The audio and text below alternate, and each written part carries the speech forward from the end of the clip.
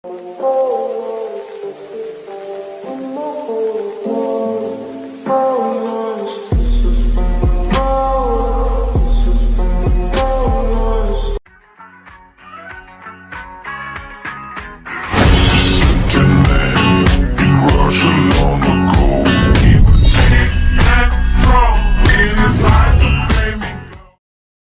boleh tahu ini dengan siapa? Nak Fadil Muhammad Rusli, Bu. Biasa dipanggil Fadil dari teman-teman kelas. Dari kelas berapa? Dari kelas 11 BK 1, Bu. Oke, baik. Kalau gitu Ibu Lira ya. Mungkin Pak Fadil sudah kenal sebelumnya? Sudah tahu sih, Bu, namanya. Karena teman-teman juga sudah cerita. Tapi baru kali ini, Bu, ketemu langsung. Oh iya, gitu. Jadi ibunya Ibu Lira, dipanggil Ibu Lira saja ya. Iya. Kemudian Ibu ini salah satu guru BK di sekolah ini. Ada perlu apa ya Pak Fadil datang ke ruangan Ibu? Saya, Bu, ingin berkonsultasi, Bu, terkait masalah saya yang akhir-akhir ini saya rasakan, Bu. Oke, baik. Nah, sebelum Pak Fadil menceritakan permasalahannya, Ibu ingin memberitahu sedikit informasi mengenai jumlah guru BK yang ada di sekolah ini. Oke, nah jadi guru BK di sekolah ini itu ada 3. Yang pertama itu Pak Dimas, kemudian Ibu Lira, dan yang ketiga itu Bu Widi. Nah, jadi Ibu kembalikan ke Nak Fadil ingin berkonsultasi dengan guru BK yang mana? Mungkin langsung ke Ibu saja karena tadi juga sudah kenalan dan mungkin sudah lumayan akrab lah sama Ibu. Oke, baik. Nah, karena Nak Fadil sudah memilih Ibu harap Nak Fadil ini bisa terbuka dengan Ibu dalam hal menyampaikan perasaan Nak Fadil, apa yang Nak Fadil alami, kemudian semua hal yang ada di pikiran Nak Fadil yang sekiranya itu bisa membantu proses konseling kita. Harap Nak Fadil bisa terbuka seluas-luasnya ya, Iya. gitu ya. Iya. Iya, terhadap ini karena dengan bersikap terbuka ini bisa lebih mudah mengetahui permasalahan Nak Fadil apa, kemudian proses konseling kita akan lebih lancar. Oke, Bu. Tapi, Bu, saya agak takut nih, Bu, dan malu untuk membicarakan masalah saya, Bu, karena sebelumnya tuh saya pernah bercerita ke wali kelas saya, Bu, pada saat SMP, dan baru sekarang lagi saya cerita dan langsung ke guru BK karena sebelumnya itu, Bu, pada saat saya cerita ke wali kelas tuh dia pas sampai di ruang guru langsung nih, Bu, dia ceritakan masalah saya sama guru-guru yang lain, dan bahkan besoknya teman-teman saya sudah pada tahu juga, Bu. Gitu. Ibu mengerti perasaan Nak Fadil. Tapi kalau mengenai itu Nak Fadil tenang saja, karena kalau kami ini selaku guru BK ini menjunjung tinggi yang namanya asas kerahasiaan. Jadi semisal Nak Fadil cerita dengan Ibu terus Ibu menyebarluaskan, itu namanya Ibu melanggar kode etik yang ada di dalam bimbingan konseling ini. Dan apabila Ibu melakukan hal tersebut, maka Ibu akan kena sanksinya juga. Jadi Ibu tidak akan menceritakan kemana-mana, dan permasalahan yang kita bahas ini tidak akan keluar dari ranah konseling kita berdua, dan cuma kita berdua yang tahu. Oh iya. Ya, jadi Ibu bisa menjamin cerita Nak Fadil ini aman kalau cerita dengan Ibu. Iya. Oke, bagaimana, sudah yakin? Yakin, Bu. Oke, Ibu senang mendengarnya. Kalau begitu kita bisa menjadwalkan waktu pertemuan konseling kita bagaimana? Bisa? Bisa. Oke, Ibu menyarankan 3 kali pertemuan dalam waktu 1 minggu dengan durasi 45 menit di setiap pertemuan. Bagaimana menurut Nak Fadil? Apakah bisa? Mungkin bisa, Bu. Oke. Nah, kalau begitu mulai hari ini sudah lewat 10 menit, berarti kita 35 menit aja. Iya. Oke. Baik, kalau gitu Nak Fadil sudah boleh menceritakan masalahnya. Silakan. Ya, dan, Bu, jadi setelah saya itu akhir-akhir ini saya tuh merasa capek nih, Bu, dengan tuntutan-tuntutan dari sekolah maupun dari organisasi yang ada yang saya masuki sekarang ini. Nah kan di sekolah itu akhir-akhir ini apalagi sudah mau semesteran nih, Bu, ujian semester itu pasti banyak lagi tugas-tugas yang harus dan wajib untuk diselesaikan. Bahkan di sekolah dikasih tugas, pulang pun dikasih tugas, Bu.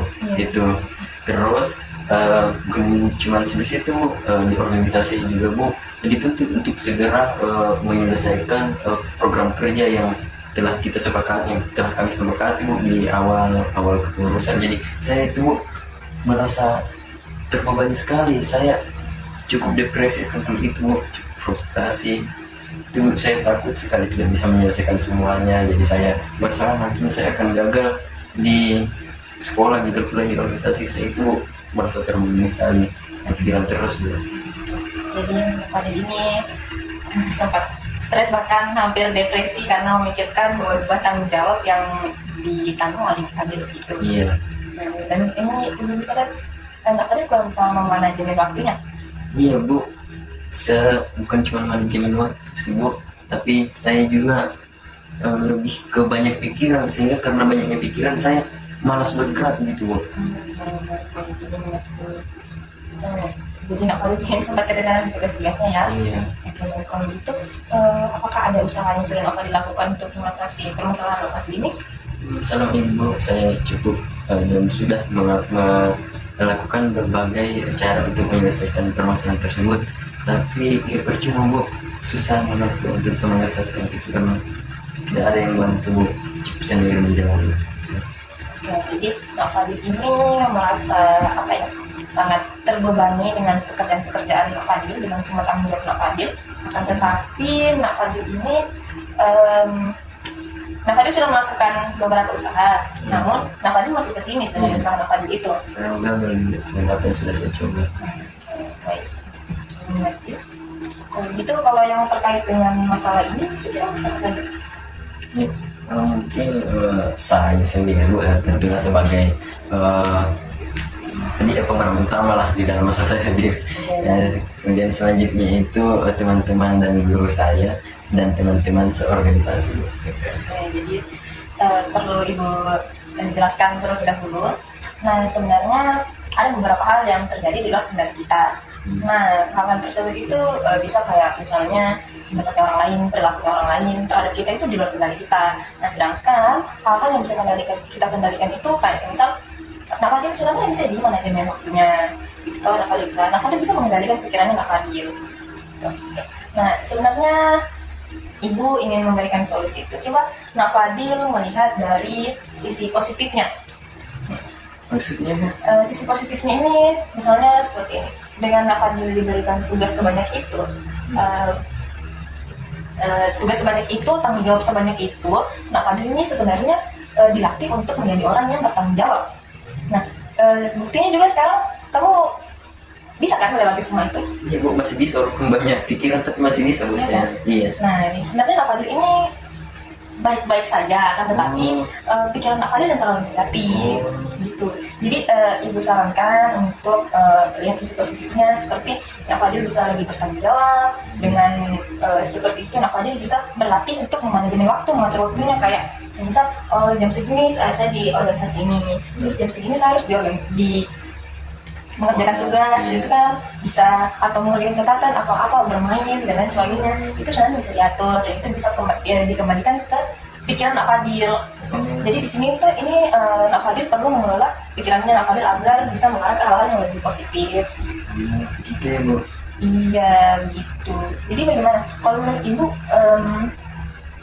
yang pertama yang perlu Nak Fadil lakukan setelah itu, setelah melihat sisi positifnya, coba Nak Fadil ini ya, mengatur jadwalnya seperti yang Ibu bilang tadi, mengatur jadwalnya agar lebih teratur. Nah, kalau memang semisal masih kesulitan dalam hal itu, Nak Fadil bisa sering berkonsultasi dengan Ibu agar pikiran Nak Fadil ini bisa mengarah ke hal yang lebih positif. Iya. Nah, kalau begitu ada yang 10 menit nih. Mana Dek? Sekali. Nah, kira-kira kapan Nak Fadil bisa melakukan langkah-langkah yang sudah Ibu berikan tadi, saran Ibu berikan tadi? Habis ini Bu, langsung saya indikasikan. Oke, setelah ini ya, Setelah pulang sekolah Bu. Oke, sudah bisa mulai terbuka pikirannya untuk berpikir positif, mengambil hal-hal yang positif dari beban-beban yang Nak Fadil tanggung. Iya Bu, insya Allah saya akan usahakan untuk itu. Karena saya juga sudah berpikiran tadi Bu, soal sebenarnya ini bukan salah saya sih Bu. Ini karena pikiran saya yang terlalu mengedepankan pikiran daripada memenuhi tanggung jawab di setiap tuntutan yang diberikan kepada saya, di setiap tanggung jawab yang diberikan kepada saya. Karena semua itu hanya untuk kebaikan saya saja, karena untuk melatih tanggung jawab saya, untuk melatih manajemen waktu saya. Dan kalaupun saya tidak melakukan hal itu, mungkin saya akan tidur di rumah. Jadi lebih baik saya mengambil keputusan walaupun itu berat, tapi itu akan menjadi suatu keterampilan yang nantinya akan berguna bagi diri saya sendiri. Ya, betul. gimana? Sudah mulai positif pemikirannya? Saya sudah mulai terbuka pikiran saya. Kalau selama ini ternyata saya ini cuma terganggu karena di pikiran saya, bukan karena terbebani. Iya betul, seperti Karena itu saya bandingkan juga, kalaupun saya tidak berorganisasi, tidak banyak tugas, palingan saya cuma main game, tidur-tiduran, itu bukan cuma berdampak pada diri saya sendiri, bahkan berdampak pada orang-orang di sekitar saya akan jadi beban keluarga. Iya betul. Tidak mendapatkan keterampilan itu. Oke. Dan pada dasarnya memang orang-orang yang tidak bisa memakan tanggung jawab seperti itu, seperti Nafadil itu, bahkan mereka yang justru bermasalah dan mereka yang harus berpikir berpikir lebih terbuka untuk ikut organisasi seperti yang Nafadil lakukan. Oke, karena Nafadil sudah paham dan ini sudah hampir lewat 35 menit. Jadi apa ada yang ingin ditanyakan? Mungkin saya cukup berterima kasih Bu, karena setelah mengikuti proses konseling ini, kunci utamanya itu pikiran yang terbuka Bu. Pikiran saya sudah menjadi positif. Bertolak belakang sekali sebelum saya mengikuti proses konseling ini. Saya banyak pikiran, malas gerak karena banyak pikiran itu Bu. Jadi saya berterima kasih sekali Bu, karena telah memfasilitasi saya, sudah menerima saya secara terbuka walaupun banyak masalah. Tapi Ibu selalu tenang menghadapi saya, itu Bu. Makasih ya Bu. Iya baik, kalau gitu Memang mau kembali ke kelas atau mau ke kantin dulu? Mungkin sudah langsung ke kelas karena mungkin juga sudah mau selesai. Oke. Istirahat. Ya, belum Ibu. Iya.